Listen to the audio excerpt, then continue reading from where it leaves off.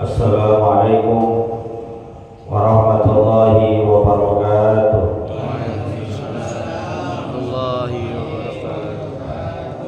Bismillahirrahmanirrahim. Alhamdulillahirabbil alamin. Allahumma shalli wa sallim ala sayyidina Muhammadin wa ala alihi wa sahbihi ajma'in, amma ba'du. Fa inna asdaqal hadits kitabullah wa khairal hadi hadi sayyidina Muhammadin sallallahu alaihi wasallam, wa syarrul umuri muhdatsatuha wa kullu muhdatsatin bid'ah wa kullu bid'atin dhalalah wa kullu dhalalatin finnar. Subhanaka la ilma lana illa ma 'allamtana innaka antal alimul hakim. Rabbi shrah li sadri wa yassir li amri wahlul 'uqdatam min lisani yafqahu qawli. Yang sama-sama kita hormati dan muliakan guru kita Ustaz Dr. Andes Haji Asman bin Haji Abdul Rahim, Ketua Masjid Al-Istiqomah Ustaz Haji Asmari bin Kiai Haji Abdul Rasid Siddiq, Bapak-bapak hadirin jamaah yang dimuliakan oleh Allah, alhamdulillah. Kembali kita masih bisa hadir di majlis ilmu, majlis kebaikan, majlis yang insya Allah mengantarkan dan memudahkan kita menuju surga Allah Subhanahu wa Ta'ala. Kita awali pengajian ini dengan membaca suratul Fatihah. Kita niatkan pahalanya disampaikan kepada pengarang kitab yang kita kaji, yaitu Al-Habib Abdullah bin Alawi bin Muhammad Al-Haddad Al-Hadrami Asy-Syafi'i, juga kepada orang-orang yang telah berjasa mewakafkan harta dan tanahnya untuk kepentingan masjid kita ini, pada orang tua kita, kakek nenek kita, sanak famili, saudara, staf guru-guru kita yang telah meninggal dunia. Wabil khusus mereka yang pernah menyebarkan ilmunya di tempat kita, di antaranya almarhum almarhumullah Kiai Haji Ahmad Ribian Hidayat LC, almarhum almarhumullah Kiai Haji Abdul Rashid bin Haji Muhammad Siddiq, almarhum almarhumullah Kiai Haji Abdul Rahim bin Haji Muhammad Siddiq, almarhum almarhumullah Kiai Haji Anwar bin Haji Muhammad, almarhum almarhumullah Kiai Haji Abdul Rahman bin Haji Shalihun. Semoga Allah Subhanahu wa Ta'ala ampuni segala dosa dan kesalahannya, Allah terima amal ibadahnya, Allah jadikan kuburnya raudhah min riyadil jannah biniyatil qabul wa bijahir rasul. Al-Fatihah.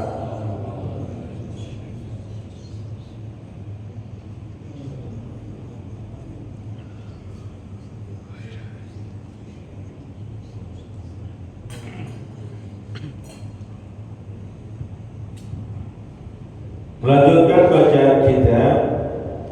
Bismillahirrahmanirrahim. Qala al-muallif rahimahullahu ta'ala anhu wa qala ta'ala qad aflahal mu'minun alladhina hum fi salatihim khashi'un, ila qawlihi ta'ala walladhina hum ala salawatihim yuhafizun. Wa qala ta'ala illal musallin alladzina hum ala salatihim daimun. Wallahu a'lam. Jamaah yang dimuliakan oleh Allah Subhanahu wa Ta'ala, melanjutkan kitab An-Nasaihud Diniyah wal Wasaya Al-Imaniyah pada pembahasan tentang salat 5 waktu yang diwajibkan Allah kepada kita. Pengarang kitab ini Al-Habib Abdullah Al-Haddad mengutip firman Allah Subhanahu wa Ta'ala yang terdapat dalam surat Al-Mu'minun. Apa bunyinya? A'udzubillahi minasyaitonir rajim. Qad aflahal mu'minun. Sungguh sangatlah beruntung orang-orang yang beriman. orang-orang yang percaya kepada Allah, orang-orang yang tidak menyekutukan Allah dengan apapun. Beruntung mereka. Kenapa? Karena jaminan dari baginda Nabi kita Muhammad sallallahu alaihi wasallam, man qala la ilaha illallah dakhala jannah. Siapa yang telah berkata, berucap, bersaksi la ilaha illallah, tidak ada Tuhan selain Allah, Muhammadur Rasulullah, bersaksi juga bahwasanya Nabi Muhammad adalah utusan Allah, dakhala jannah, wajib bagi mereka, pasti bagi mereka masuk ke dalam surganya Allah. Kita perlu bukti. Yang terlahir sebagai orang beriman, terakhir sebagai orang Islam,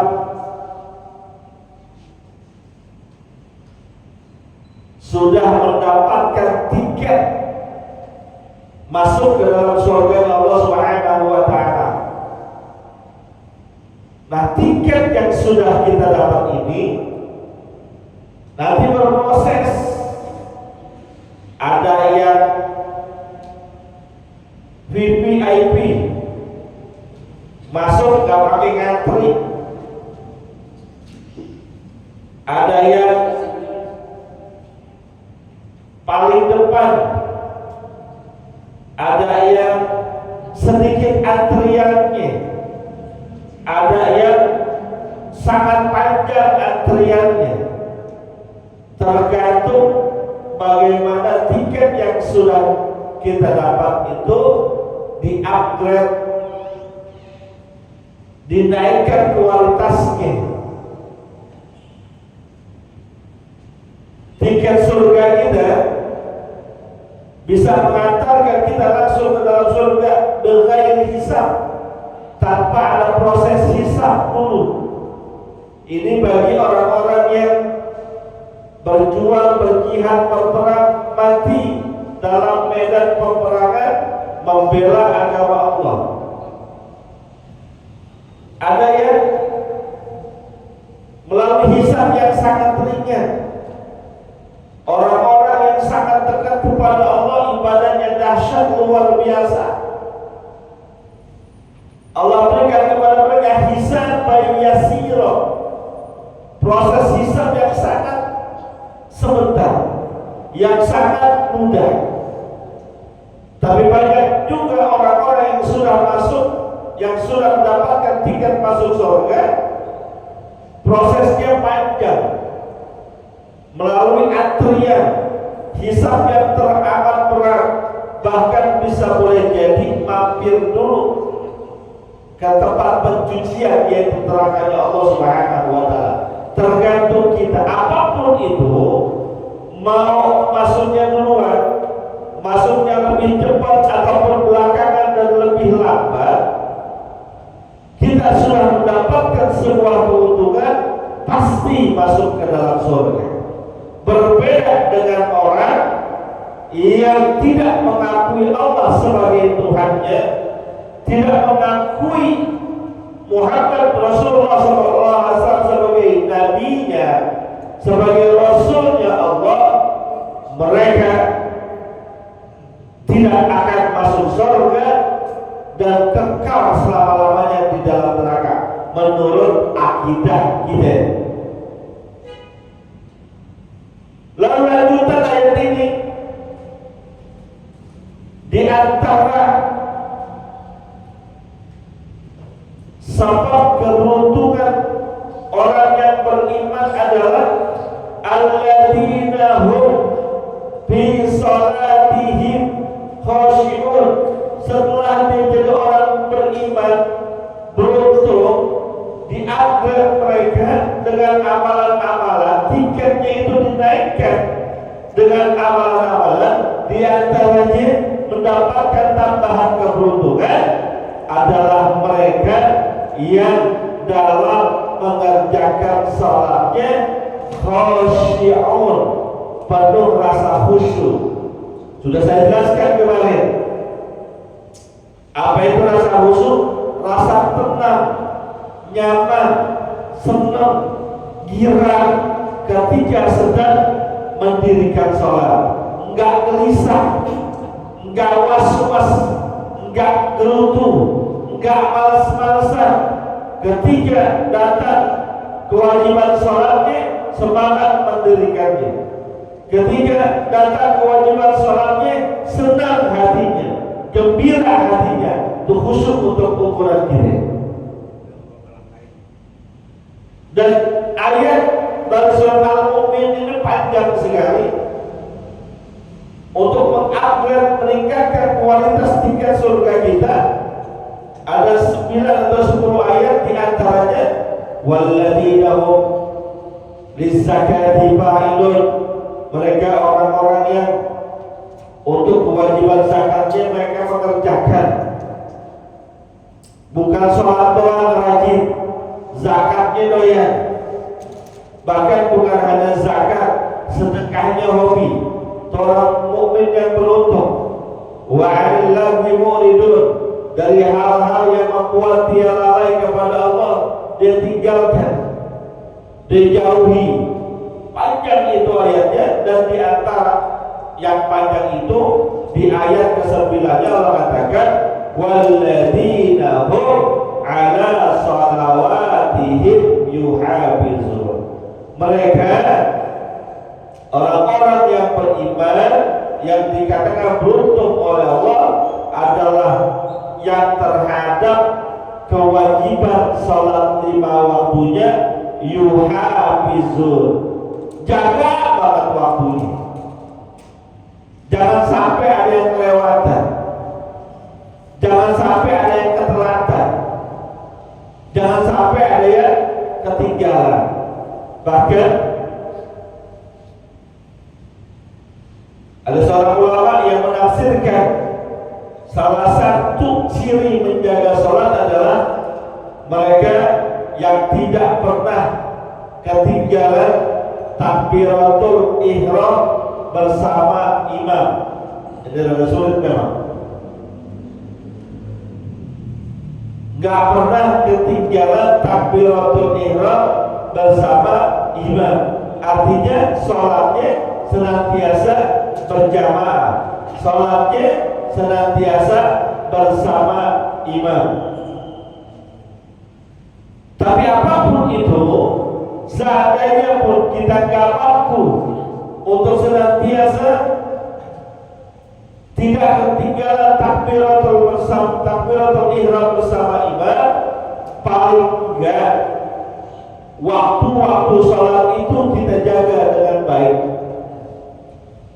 Minimal banget enggak sampai kelewatan waktunya.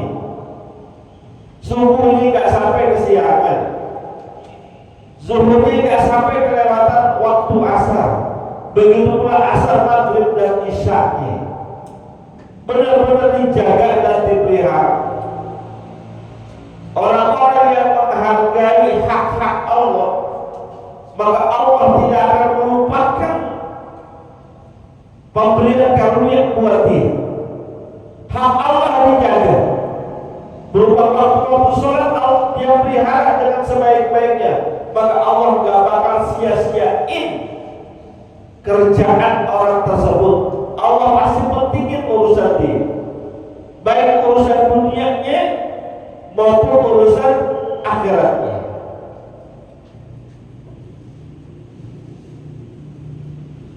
Lanjutannya Allah Ta'ala, firman Allah Subhanahu wa Ta'ala dalam surat Al-Ma'arij,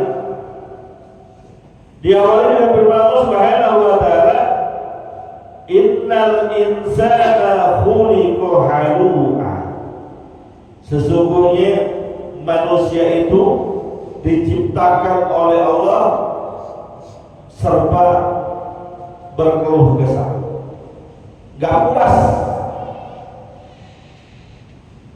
ada yang kurang.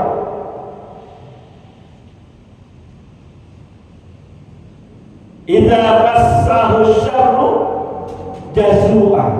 Apabila di manusia ini diberikan oleh Allah hal-hal yang gak enakin, duit kurang, hidup susah, sakit nggak sembuh-sembuh, kerjaan kadang-kadang susah hidupnya, diberikan ujian berupa kesulitan-kesulitan, jazua, dia banyak berkeluh kesah, seakan-akan protes kepada Allah, nggak terima ketentuan yang Allah berikan. Kenapa ya saya dikasih hidup susah, padahal saya udah sholat, perasaan saya udah ngerjain yang sunnah-sunnah, perasaan saya puasa terus, bukan cuma yang wajib, yang sunnah juga saya kerjain, tapi masih susah-susah juga. Banyak banget masalah hidup saya, banyak banget problem hidup saya. Apa Allah nggak sayang sama saya? Pertanyaan-pertanyaan yang seakan-akan meragukan Allah. Manusia itu umumnya begitu, dikasih yang gak enakin protes. Tapi sebaliknya, wa idza massahul khairu manu'a, apabila dikasih yang menyenangkan buat hidupnya, kesenangan hidup dikasih oleh Allah Subhanahu wa ta'ala,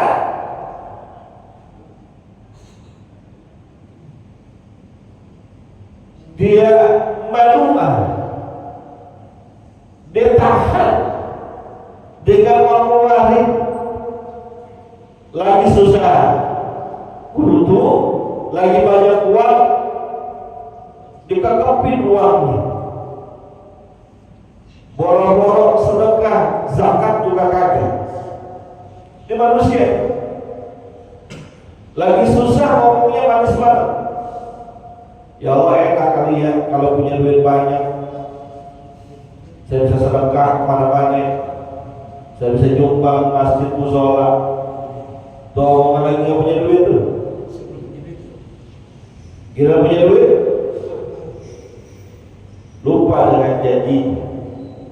Ya Allah, enak kali ya kalau punya motor ada cakepan dikit, saya bisa ngaji kemana-mana. Bukan cuma masjid yang dekat doang, yang jauh saya parahin. Ngomongnya lagi nggak punya motor, gila nggak punya motor aja. Jangankan yang jauh, yang dekat dia kagak ngomong. Ya Allah, enak kali ya kalau udah punya kerjaan tetap, berangkat pagi pulang sore, gak kayak sekarang ngojek. Apa malam saya ngojek, majlis taklim saya tinggal, sholat Jumat saya tinggal, pengajian saya tinggal. Kasih kerjaan tetap ya Allah, yang jelas berangkat pagi pulang sore, terus saya bisa ngaji, terus saya bisa sholat berjamaah. Giliran Allah kasih kerjaan, kagak nongol juga. Itu manusia itu sifatnya begitu. Kenapa bisa begitu? Karena kurang syukurnya, kurang sabarnya. Baik, Nabi kita Muhammad SAW dalam sebuah riwayat hadis memuji kekuatan orang-orang yang beriman, yang imannya cakep. Kata beliau baginda Rasul, ajaban li amril mu'min, inna amrahu kullahu lahu khair. Hebat, membanggakan, keren pribadi orang yang beriman. Kenapa hebatnya? Kenapa kerennya? Kenapa bagusnya? Inna amrahu kullahu lahu khair. Urusan dia mau dikasih bagaimanapun, mau diberi bagaimanapun oleh Allah, dia akan itu adalah baik buat dirinya. Contohnya, in asomat husarra syakar pakana khairun lahu. Kalau dia dikasih kemudahan hidup, dikasih kesenangan hidup, dikasih yang gampang-gampang dalam hidupnya, bukan membuat dia terlena, bukan membuat dia berlagu-lagu, justru membuat dia bersyukur kepada Allah potensi dan karunia yang diberikan oleh Allah digunakan untuk kebaikan-kebaikan yang mendatangkan keberkahannya Allah. Syakar namanya, bersyukur. Bukan sekedar mengucapkan alhamdulillah, tapi potensi yang Allah berikan, fisiknya, kepintarannya, kecerdasannya, kekayaannya, hartanya dimanfaatkan untuk kebaikan-kebaikan yang akan mendatangkan keberkahannya Allah. Pakailah khairul lahu, maka sifat syukur itu khairul lahu adalah yang terbaik buat dirinya. Tapi sebaliknya, wa in asabathu dharra sabar, pakailah khairul lahu. Apabila Allah berikan buat dia hal-hal yang kaget-kaget, yang usai, kesulitan hidup, miskin hidupnya, banyak masalah, banyak cobaan, banyak problem, banyak ujian, dia gak protes kepada Allah. Yang dilakukan adalah sabar, bersabar dengan sesungguh-sungguhnya.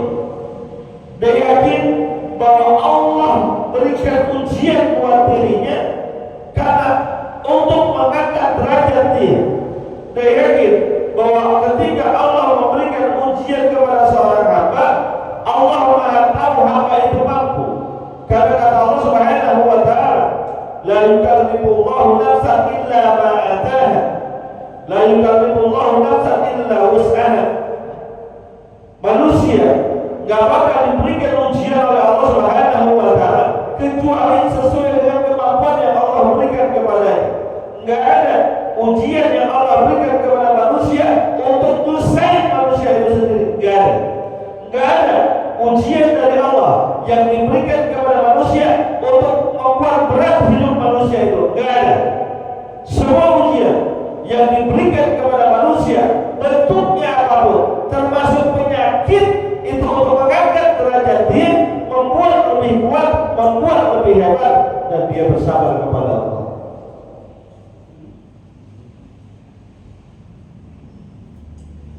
Maka ketika dia bersabar kepada Allah Subhanahu wa taala, fakana khairul lahu. Sifat sabar yang dia kedepankan ketika mendapatkan ujian, musibah ataupun problem adalah yang terbaik buat dirinya. Itu orang beriman. Maka yang berkeluh kesah dalam hidupnya, yang ketika dikasih cobaan, ujian, problem, dia berkeluh kesah, protes kepada Allah, giliran dikasih kesenangan dia lupa kepada Allah, itu bukan ciri orang yang imannya bagus. Manusia pada umumnya kayak gitu, kata Allah Subhanahu wa taala. Pada umumnya kayak gitu. Tapi illal musallin, kecuali orang yang sholat, yang bagus sholatnya, dia gak bakal berlaku kayak gitu. Alladzina hum ala sholatihim daimun, yaitu mereka yang senantiasa terus-terusan mudahwamah dalam perkara sholatnya, gak bakal berkeluh kesah kepada Allah. Orang yang kalau sudah menjadikan sholat pegangan di hidupnya, gak bakal khawatir dengan urusan-urusan dunia. Orang yang kalau sudah menjadikan sholat sebagai sarana, wasilah, penolong kehidupannya, gak bakal galau. Orang sholat anti galau, orang sholat anti kecewa, orang sholat anti frustasi, gak bakalan. Kan Allah yang bilang, wasta'inu bis-sabri was-shalah. Sholat yang kita kerjakan tiap hari 5 waktu itu adalah wasilah, sarana, perantara kita minta tolong kepada Allah. Maka kalau ada problem, sholat banyakin. Lagi ada masalah, sholat banyakin. Lagi ujian hidup gak berhenti-berhenti, sholat banyakin. Insya Allah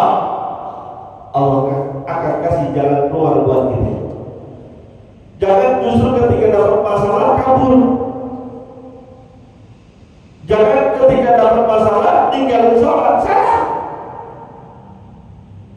Frustasi, banyak problem, dikejar-kejar unta, bingung, kabur, melarikan diri melalui jalur minum-minuman keras, narkoba, gak bakal menyelesaikan masalah kita. Apapun kita punya problem, masalah ekonomi banyak yang sholat, belum punya kerjaan tetap banyak yang sholat, keperluan sekolah anak belum banyak tertutupi, sholat kencengin. Allah yang jamin orang-orang yang sholatnya daim, mudawamah, konsisten, gak pernah melupakan Allah, baik untuk urusan sholat wajibnya, terlebih dengan urusan sholat sunnahnya, akan Allah berikan dia setitik cahaya untuk menerangi jalan hidupnya, menuntaskan problem-problem kehidupan, terutama di sepertiga malam tahajud kita. Kita punya masalah apa? Tuh, sepertiga malam di saat orang-orang banyakkan tidur, di saat orang-orang terlelap dalam mimpinya, bangun munajat kepada Allah, minta apa yang kita pengen, doa apa yang kita hajat dan perlukan. Kenapa? Karena saat itu dalam riwayat hadis kita temukan Allah turun dalam artian Allah nungguin mana nih hamba-hambaku yang meminta kepada.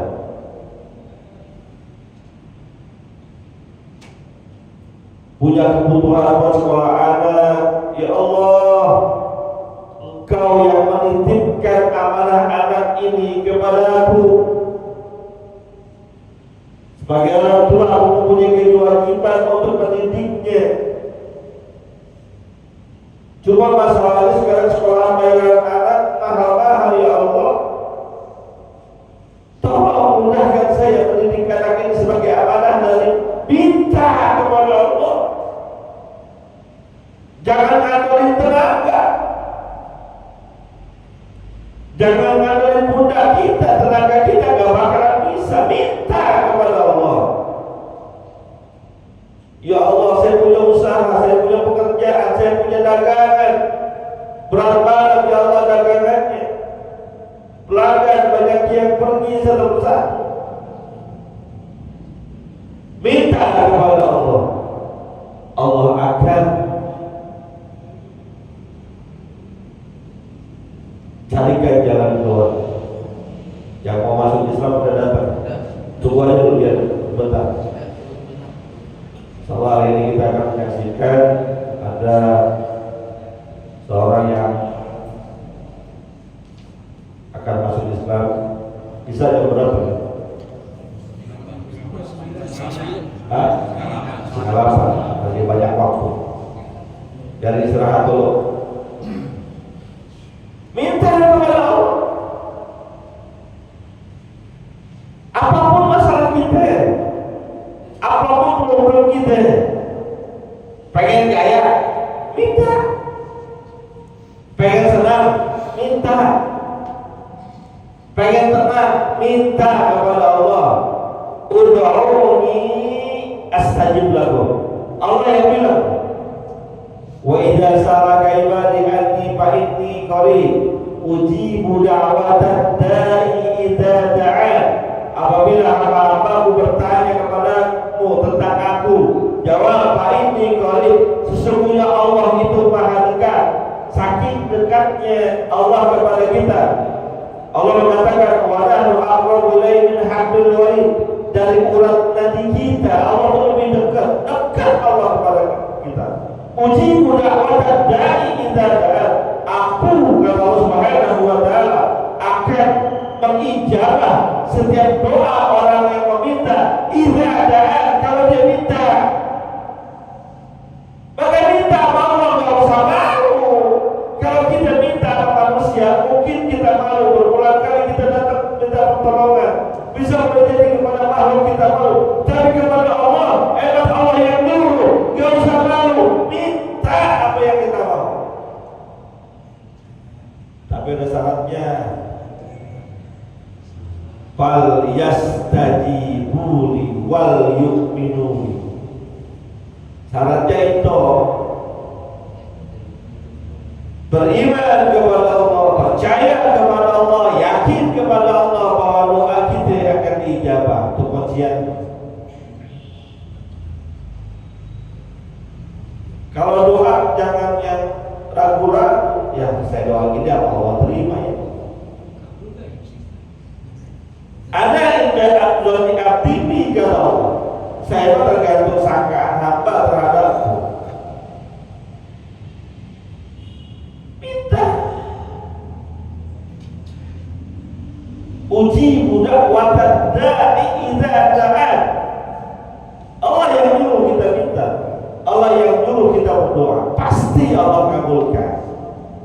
Syaratnya beriman kepada Allah, syaratnya tunaikan hak-hak Allah, syaratnya yakin kalau doa kita akan diterima oleh Allah Subhanahu wa taala, apapun itu. Dan tidak ada ruginya orang yang meminta. Tidak ada ruginya orang yang memohon kepada Allah Subhanahu wa taala. Kenapa?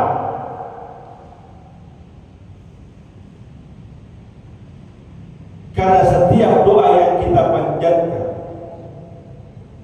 seandainya tidak terijabah dalam waktu dekat,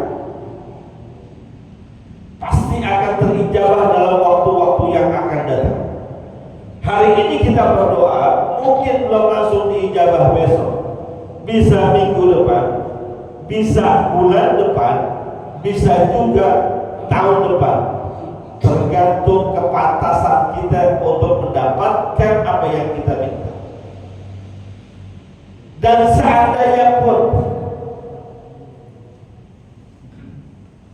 doa kita tidak terijabah di dunia, tidak diwujudkan oleh Allah di dunia, maka setiap apa yang kita minta akan Allah ganti nanti di akhirat.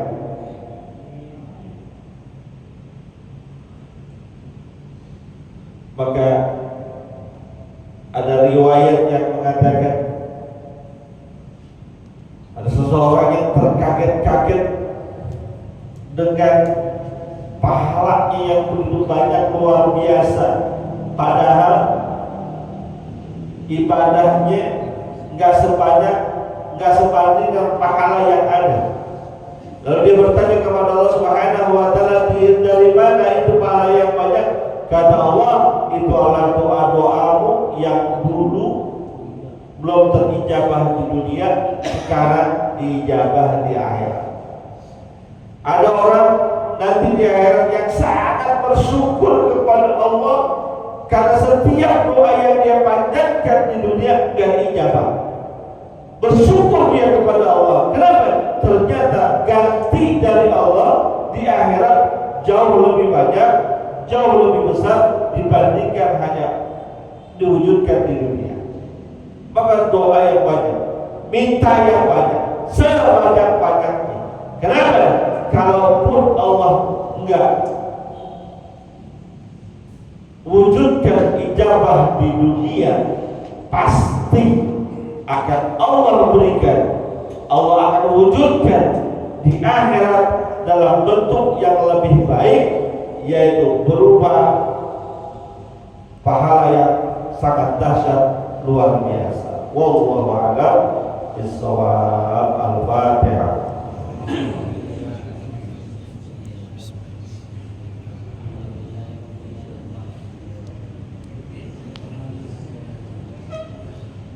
Yang mau masuk Islam boleh masuk.